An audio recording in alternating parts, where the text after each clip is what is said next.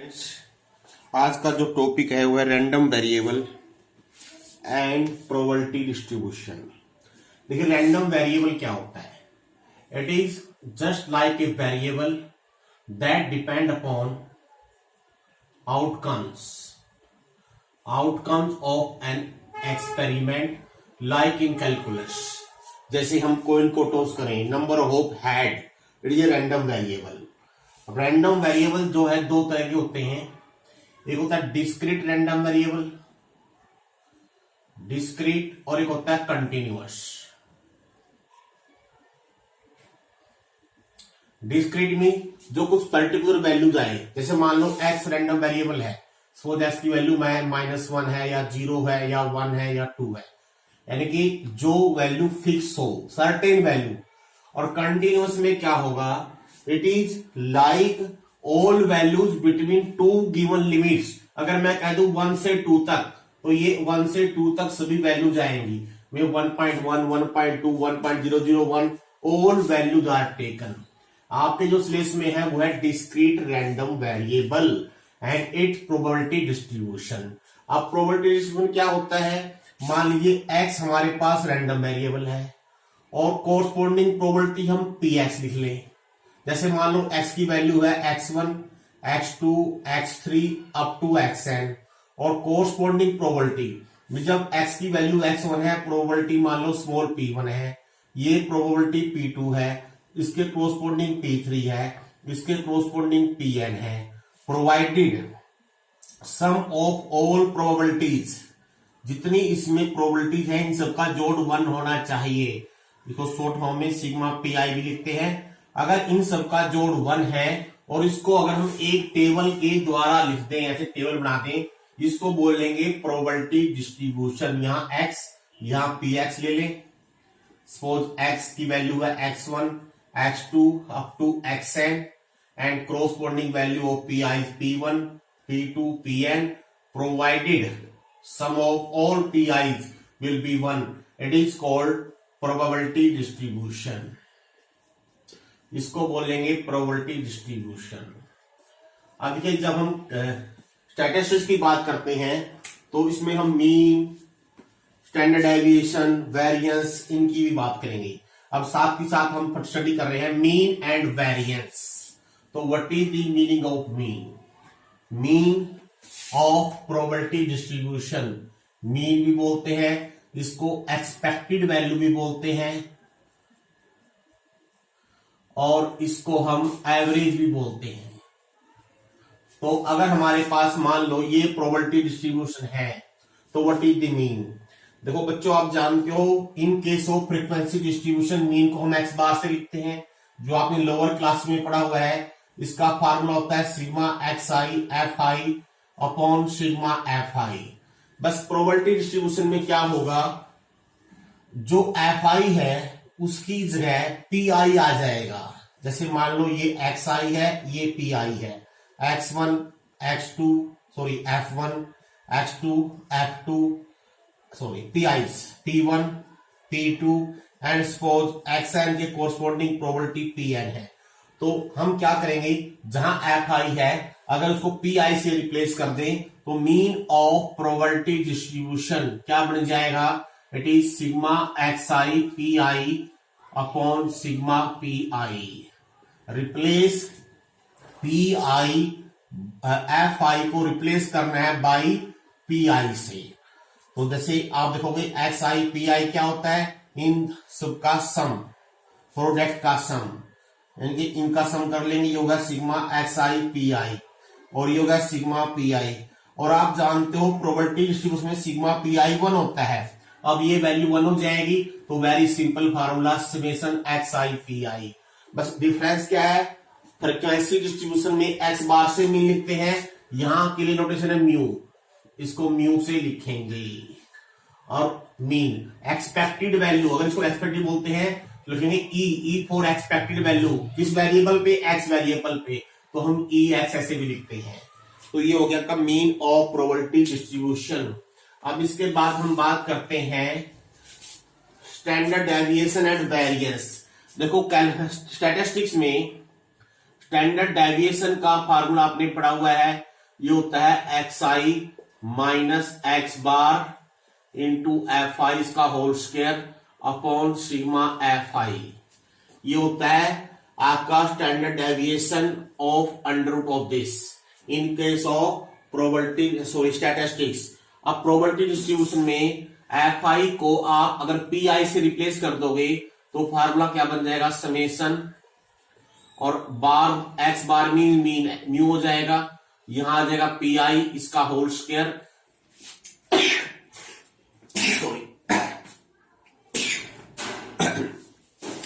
Sorry बच्चों so and summation नीचे क्या आएगा sigma P I. Sigma P I क्या होता है 1, तो इसका फार्मूला क्या बन जाएगा हमारे पास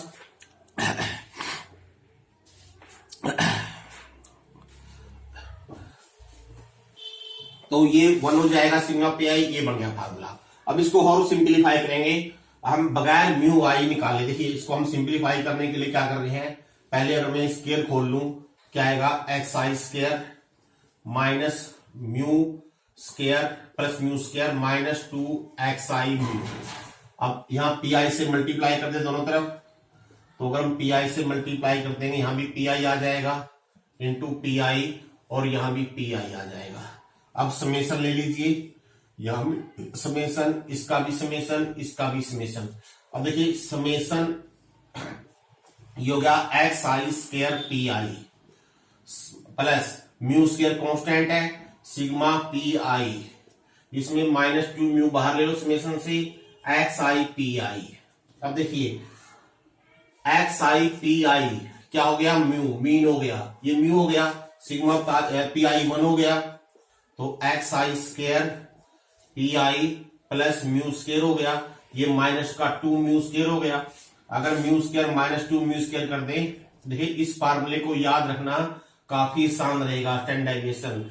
अगर हम इसमें हम म्यू की वैल्यू पुट कर दें तो ये फार्मूला काफी सिंपल हो जाएगा। इसकी बजाय जो स्टैंडर्ड डेविएशन का जो फार्मूला आप लोगों ने याद रखना है, स्टैंडर्ड डेविएशन क्या बनेगा, देखिए summation X I square P I minus mu की वैल्यू होती है एक्स आई पी आई का होल स्क्वायर। देखिए बिल्कुल सिंपल तरीका याद रखने का, आपने एक टर्म याद रखनी है एक्स आई स्क्वायर पी आई, बस माइनस में क्या आएगा, ये स्क्वायर बाहर ले जाओ, इस स्क्वायर को बाहर कर दीजिए, या देखिए इसको ई की टर्म में लिखें, ई एक्स क्या है एक्स आई पी आई, तो यहां पर एक्स आई की बजाय एक्स का एक्स स्क्वायर है, तो इसको मैं ऐसे भी याद रख सकता हूं, इट इज ई एक्स का होल स्क्वायर, ई आई ई सॉरी समेसन ई एक्स का होल स्क्वायर, ई एक्स स्क्वायर, बस इसमें क्या करना है स्क्वायर बाहर ले जाइए और इसका under root for standard deviation. Standard deviation को हम सिग्मा से लिखते हैं। एक होता है वेरिएंस, वेरिएंस पता ही क्या होता है, D square of standard deviation, बस ये अंडर रूट हट जाएगा एक्स आई स्क्वायर पी आई और माइनस में क्या रखना है स्क्वायर को बाहर निकाल देंगे। तो ये सभी फार्मूले हमने स्टडी कर लिए हैं। अब नाउ टेक सम एग्जांपल्स। हम जो अब क्वेश्चन करेंगे उसमें प्रोबेबिलिटी डिस्ट्रीब्यूशन भी पढ़ेंगे और साथ ही साथ मीन एंड वेरिएंस के वाले क्वेश्चन भी करेंगे। मीन एक्सपेक्टेड वैल्यू एंड फार्मूले बन देते हैं, मीन म्यू या E X, expected value summation X I P I, standard deviation sigma X I square P I minus X I P I का होल स्क्वायर अंडर रूट, बस variance में इसका square हो जाएगा। जैसे कुछ क्वेश्चन देखिए आप लोग, समझ में आ जाएगा आपको। Find the probability distribution of number of head in 3 tosses. कैसे करना है, let S be sample space, 3 toss करें तो सैंपल स्पेस जानते हो क्या बनेगा, इसको आपने पहले लिख लेना है सैंपल स्पेस को, 2 हेड 1 टेल और हेड। अब इसमें आपने probability distribution number of head, तो रैंडम वेरिएबल क्या है, let x is the number of head, ये हमारा रैंडम वेरिएबल हो गया। अब आपने प्रोबेबिलिटी डिस्ट्रीब्यूशन लिखना है, मैं साथ ही साथ मीन एंड वेरिएंस भी लिखूंगा। सबसे पहले आप टेबल बना लोगे प्रोबेबिलिटी डिस्ट्रीब्यूशन की एक्स। देखिए अगर हम एक कॉइन को 3 बार टॉस करते हैं, हो सकता है कि हेड एक भी ना आए, 0 हेड आ सकता है, एक हेड आ सकता है, दो हेड आ सकते हैं, या तीन के तीन हेड आ सकते हैं। अब वो जीरो हेड कब है, कितने केसेस में है, एक केस में, तो इसकी प्रोबेबिलिटी होगी 1/8। वन हेड वाले कितने केस है देखिए, वन हेड, 1 2 3, तो इसकी प्रोबेबिलिटी 3/8, और 2 हेड 3/8, और 3 के 3 हेड 1/8। पहले आपने चेक कर लेना है आपका सही है गलत है। इन सबका सम 1 होना चाहिए। अगर सबका सम 1 नहीं है, फिर या तो वेंडर वैल्यू सही नहीं है, प्रोबेबिलिटी डिस्ट्रीब्यूशन सही नहीं है, या क्वेश्चन में कहीं गलती आप लोगों ने की है। ये तो आपका क्वेश्चन पूरा हो गया। इसके हिसाब से प्रोबेबिलिटी डिस्ट्रीब्यूशन। अगर मीन एंड वेरियंस लिखना हो तो हम यहाँ एक्स पी एक्स निकाल लेंगे। मीन के लिए 0, 3/8, साथ साथ हम क्वेश्चन कर रहे हैं, दोनों एक्सरसाइज साथ साथ हो जाएगी। तो मीन के लिए इन सबका सम ये होगा summation X I P I. इन सबको जोड़ दीजिए, 3 + 6 + 3 कितना हो गया, 12/8। अब आपने वेरियंस में लिखना है तो x² px, यानी कि इस वैल्यू को x से द्वारा मल्टीप्लाई कर दो। ये x px है, इसको x से द्वारा मल्टीप्लाई कर देते हैं, ये 3/8 हो जाएगा, ये 12/8 और ये 9/8। अब इन सबका सम करेंगे, ये कहना आएगा xi² pi।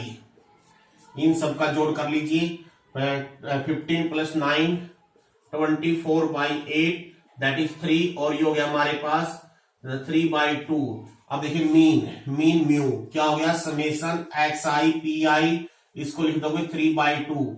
और स्टैंडर्ड डेविएशन लिखना हो तो पहले लिखेंगे फार्मूला xi pi, और यहां बस ये स्क्वायर बाहर आ जाएगा, under root of this value put कर लीजिए, इसकी वैल्यू होगी 3, ये 3 और माइनस इसका स्क्वायर होगा 9/4, अंडर रूट 12/9, यानी अंडर रूट 3/2। ये है आपका स्टैंडर्ड डेविएशन। अगर क्वेश्चन में पूछ रखा हो वेरिएंस तो इसका स्केल कर दिए, 3/4 इज द आंसर। अच्छा बच्चों, एक चीज रहेगा नहीं, प्रोबेबिलिटी डिस्ट्रीब्यूशन को हम ग्राफिकली भी रिप्रेजेंट कर सकते हैं। ग्राफिकली कैसे रिप्रेजेंट करना है, अलोंग एक्स एक्सिस एक्स लेंगे, along y axis P I लेंगे, तो ये लाइन ग्राफ आएगा, वर्टिकल लाइन बनेगी। जैसे इस क्वेश्चन में लिखना है तो एक्स की वैल्यू क्या है, 0, यहां पर होगी 1 2 3, और मान लीजिए यहां तक है 1/8, यहां तक है 2/8, और यहां तक है 3/8। 0 पे है 1/8, तो 0 पे ऐसे वर्टिकल लाइन आएंगे 1/8 तक, 1 पे 3/8, 2 पे 3/8, और 3 पे 1/8। तो इस तरह से आप इसको ग्राफिकली भी रिप्रेजेंट कर सकते हो। तो मैंने एक इस क्वेश्चन में प्रोबेबिलिटी डिस्ट्रीब्यूशन कैसे लिखना है, मीन कैसे निकालना है, वेरिएंस कैसे बताना है, और ग्राफिकल रिप्रेजेंटेशन कैसे करना है, ये चारों बातें आपको बताई है। कुछ और एग्जांपल लेते हैं जो अलग से दिखाई देंगे, वो लेंगे हम। एग्जांपल नंबर 4 देखिए, ए bag contain 3 white + 4 red ball.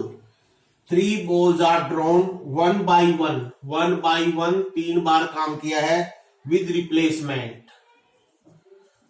आपने क्या लिखना है, probability distribution of number of red ball.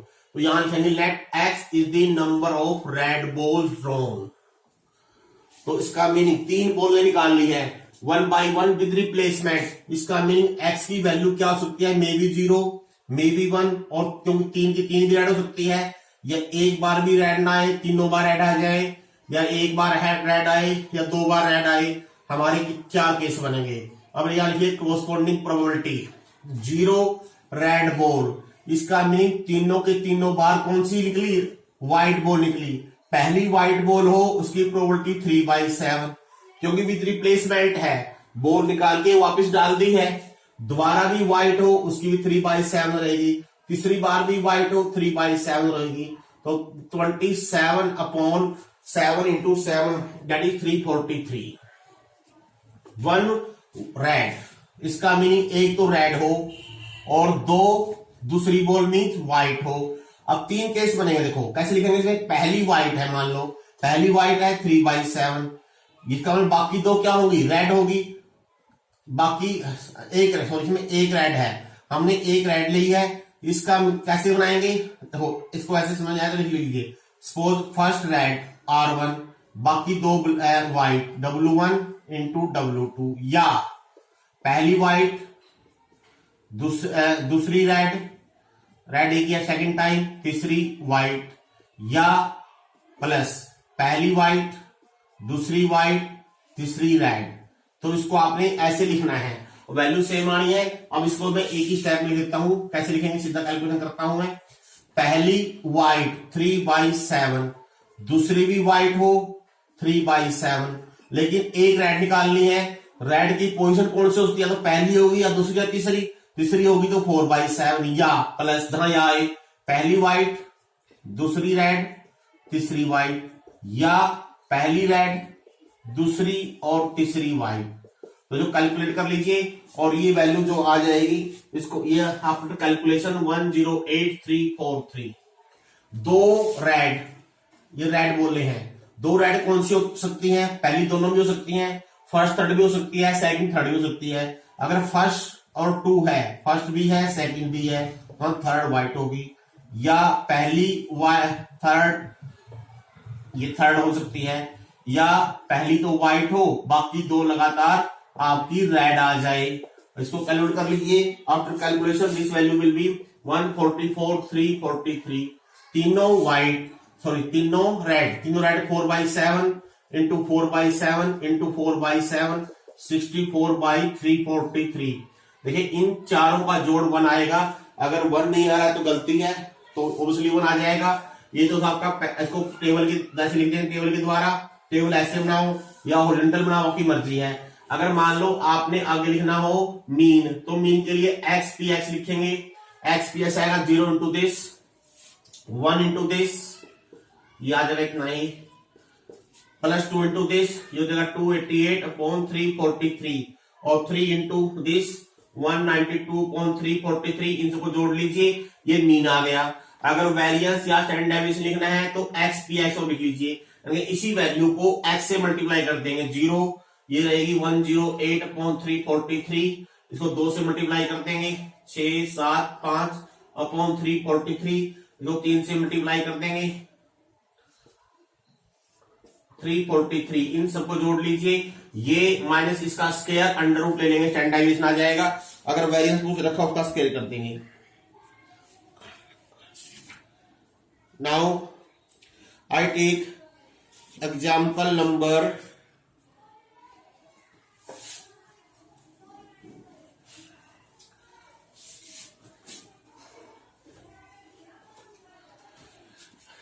'Next जो एग्जाम्पल हम ले रहे हैं, 3 numbers are selected at random from first 6 positive number। पहले 6 पॉजिटिव नंबर ये हो गए, 1 2 3 4 5 6। यहां से 3 नंबर सिलेक्ट कर लिए विदाउट रिप्लेसमेंट, या एक साथ एक ही बात होती है। अब इसमें x is the largest number. अगर x लार्जेस्ट नंबर हो, ये जो हमारा प्रोबेबिलिटी का वेरिएबल है वो x है, ये है largest number. Write down the probability distribution for corresponding x। अब देखो बच्चों, x की वैल्यू क्या हो सकती है। अगर हम कोई भी 3 नंबर सिलेक्ट करें रैंडमली 1 by 1 या एक साथ, इन दोनों का मीनिंग एक ही होता है। लार्जेस्ट क्या होगा, 3 नंबर सिलेक्ट करने हैं, इसका मीनिंग x की वैल्यू क्या होगी, या 3 हो सकती है, या 4 या 5 या 6। क्यों 3 क्यों होगी, क्योंकि 3 नंबर सिलेक्ट करने हैं। इसका मीनिंग 2 बाकी नंबर हैं 3 से छोटे होने चाहिए। पॉसिबिलिटी है 1 और 2 हो सकते हैं। मीन 2 नंबर 1 और 2 हो तो तीसरा नंबर 3 भी हो सकता है, 4 भी, 5 भी, 6 भी। इसका मीनिंग अगर बड़ा नंबर 3 लिया है मैंने, इसका मीनिंग बाकी 2 नंबर क्या होंगे, 1 या 2। तो प्रोबेबिलिटी कैसे लिखोगे, 6 में जो कुल 3 लेने हैं, 6 से 3। अब लार्जेस्ट होगी 3 है, इसका मीनिंग एक नंबर तो 3 लिया है, 3 1 C1 हो गया, 3 एक ही है, और 2 नंबर कहां से लेने हैं, 1 और 2 में से, 2 C2 हो गया। यानी कि ये प्रोबेबिलिटी क्या होगी, जब तीनों में बड़ा नंबर 3 हो। 3 जो नंबर ड्रा किए हैं उन 3 नंबरों में सबसे बड़ा नंबर 3 कब होगा, जब 2 यहां से होंगे और 1 यहां से होगा। अब मान लो x की वैल्यू 4 आ गई, सबसे बड़ी वैल्यू 4 कब होगी, इसका मतलब 4 वैल्यू बड़ी है, तो इसका 5 और 6 तो हमने लिए नहीं है, ये जो 4 ही ले लिया, 4 एक ही है। इसका मतलब जो बाकी 2 नंबर लिए हैं वो कहां से लेंगे, इन तीनों में से लेंगे। 3C2 हो गया, कुल 6C3 हो गया। बड़ा नंबर 5, इसका मतलब एक तो 5 ही हो गया है। अब जो बाकी 2 नंबर हैं वो इन चारों में से कोई होने चाहिए, 4C2 हो गया, नीचे वही 6C3 आ गया। बड़ा नंबर 6 कब होगा, जब एक 6 ही हो गया, 1 6 1 आ गया, और बाकी जो दो हैं पांचों में से कोई हो सकते हैं, तो ये 5c2 हो गया बटे 6c3 हो गया। इसको सिंप्लीफाई करके लिख लीजिए, ये तो हो गया आपका प्रोबेबिलिटी डिस्ट्रीब्यूशन। अगर मीन पूछ रखा हो x p x कर देंगे और सम ले लेंगे, x स्क्वायर p i कर देंगे। अब after calculation you can find the value. और देखते हैं कोई अलग से क्वेश्चन होगा। एग्जाम्पल नंबर 9 देखिए, यहां पर टेबल दे रखी है, x दे रखा है और कोरस्पॉन्डिंग प्रोबेबिलिटी दे रखी है px। x की वैल्यू है 0 1 2 3 4 5 6 7 और कोरस्पॉन्डिंग प्रोबेबिलिटी है 0 k 2k 2k 3k k square 2k square 7k square plus k।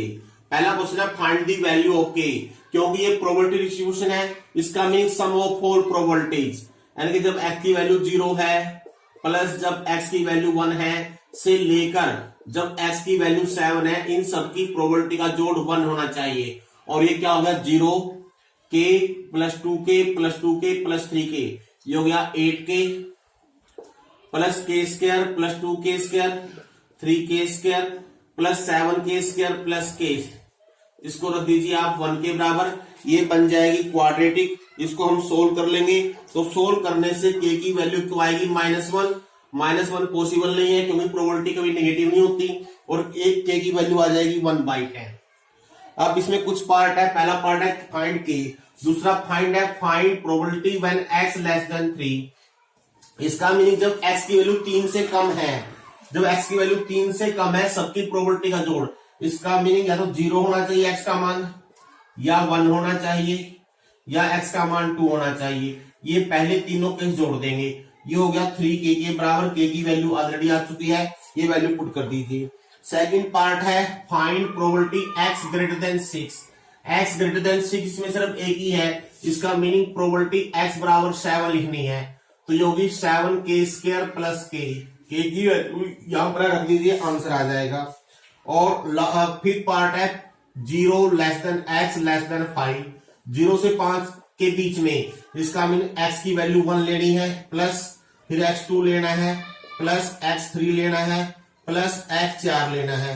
इन चारों वैल्यूज को 1 2 3 4 इन चारों को जोड़ दीजिए, कितना हो गया देखिए 8k हो गया, एक k की वैल्यू 1/10 है, रख दीजिए, यू गेट दी आंसर। एक एग्जाम्पल और इसमें example number 10,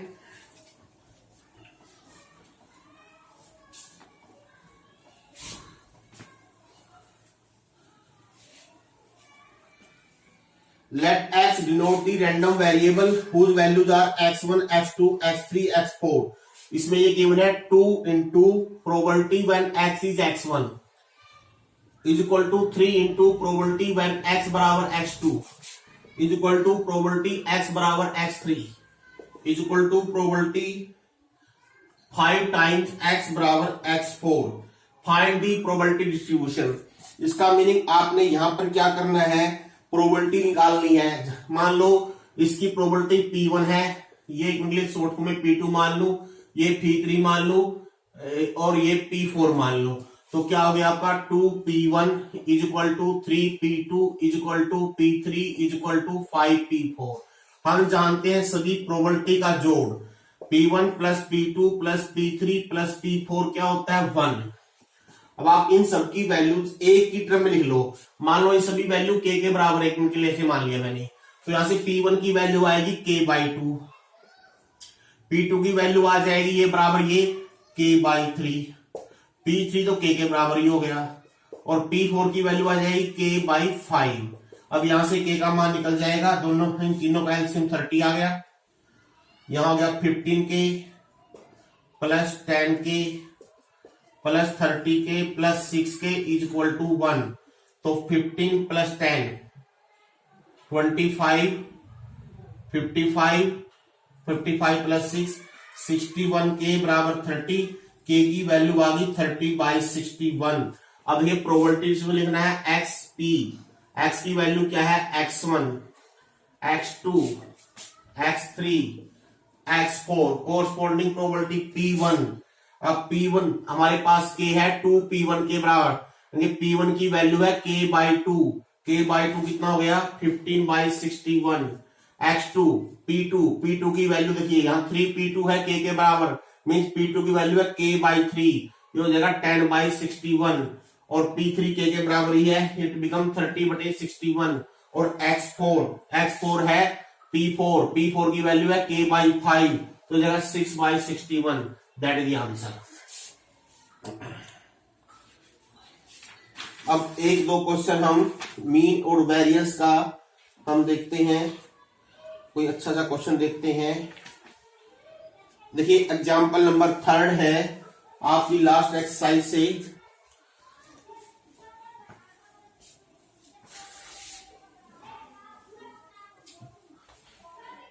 to number are selected at random from, ये तो वही क्वेश्चन है, लार्जेस्ट नंबर वाला ये हम कर चुके हैं। Example number 6, there are 4 card numbering 1, 3, 5 and 7। 4 card है, 1 number on 1 card, 2 cards are drawn without replacement, 2 cards निकाल लिए हैं। As denote the sum of the number on the 2 card drawn, write mean and variance।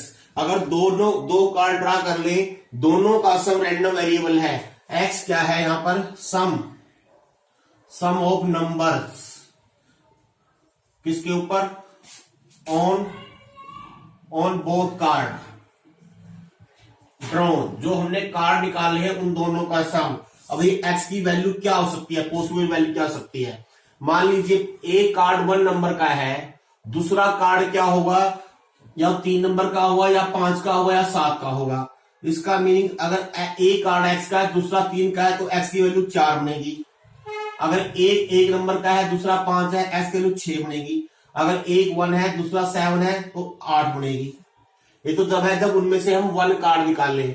अगर आप एक card 3 निकाल लें, मान लो 1 जो लिस्ट कार्ड है वो 3 हो, दूसरा कार्ड क्या होगा तो 5 होगा या 7 होगा। अगर एक कार्ड 3 है दूसरा 5 है, सम हो गया 8 वाला पहले दोबारा लिखने की जरूरत नहीं है। अगर एक 3 है दूसरा 7 है, सम हो गया 10। और पॉसिबिलिटी क्या बनेगी, अगर एक 5 है और एक 7 है, ये हो गया 12। यानी एक्स की जो पॉसिबल वैल्यूज है ये बनेगी। अब देखिए 4 सम कब आएगा, कोरस्पॉन्डिंग प्रोबेबिलिटी, 2 कार्ड निकाल ले हैं, नीचे हो गया 4C2। अब 4 सम क्या आएगा, देखो ऑब्वियसली सिर्फ एक ही पेयर है जो 4 जोड़ बनाता है, 4 जोड़ जब दोनों ये निकलेंगे तभी बनेंगे। इसका मीनिंग 2C2 ये दोनों से बनेगा। और ये आप वैल्यू अगर कैलकुलेट कर लोगे आपके पास ये आंसर आ जाएगा। इसमें after simplification you right this values, और ये आ गई 1/6, दैट इज।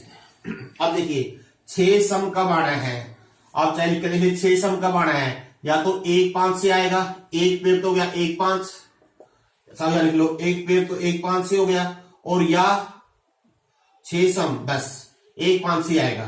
तो ये सिर्फ एक ही पेयर बना, तो इसका मीनिंग क्या होगा, दोनों ये हो जाएगी 1/6, ये भी 2C2 दोनों कार्ड बटे 4C2 लिखो, या कुल केस बना कर लिख लीजिए 1/6 आ जाएगी। इस तरह से लिख सकते हो आप, या तो 2/12 लिखो, 2 कार्ड निकालिए 1/6। 8 सम कब आएगा, देखो 8 सम आएगा 3 5 या 1 7 से। अब ये कितने बनेंगे, 3 5 आए तो प्रोबेबिलिटी या तो 2 या दोनों ये लेंगे या दोनों ये लेंगे, 2C2 + 2C2 बटे 4C2 ऐसे लिख सकते हो आप। जब दोनों कार्ड यहां से आए या दोनों यहां से आए, और कुल 4C2 कितना हो गया, 1 + 1 1 + 1 1 + 1 2/6, यस ये तो 1/6 ऐसे लिखोगे, 2C2 बटे 4C2। अब वो 10 सम कब आएगा, कितने पेयर बनेंगे, सिर्फ 3 7 से बनेंगे, 3 7। इसका 3 वाला भी आए 7 वाले भी आए, 2C2 फेवरेबल हो गए और कुल नीचे 4C2 हो गए, इट इज आल्सो 1/6। अब 12 कब आएगा, देखो 12 एक ही आएगा, एक ही पेयर बनेगा 5 7, दोनों ये निकालने हैं 2C2 बटे 4C2, ये भी 1/6 आ गया। हम चेक कर लेते हैं क्या हम गलत है या सही है। 1/6 + 1/6 + 2/6 1/6, इन सबका जोड़ 1 आ रहा है, यस वी आर राइट। इसका मीन हमारा जो प्रोबेबिलिटी डिस्ट्रीब्यूशन है वो सही है। इसके बाद आपका वही तरीका है, मीन निकालना है, एक्स पी एक्स कर दो और वेरियंस निकालना है, एक्स स्क्वायर पी एक्स कर दो। ये तो आप अपने आप कर लोगे, हम पहले भी कर चुके हैं। तो बच्चों इस तरह से आप लोगों ने ये चैप्टर हमारा जो सिलेबस के अकॉर्डिंगली है वो कंप्लीट हो गया है। अब आप लोगों ने ये चैप्टर अच्छी तरह से करना है। अगर कोई प्रॉब्लम है तो यू कैन डिस्कस।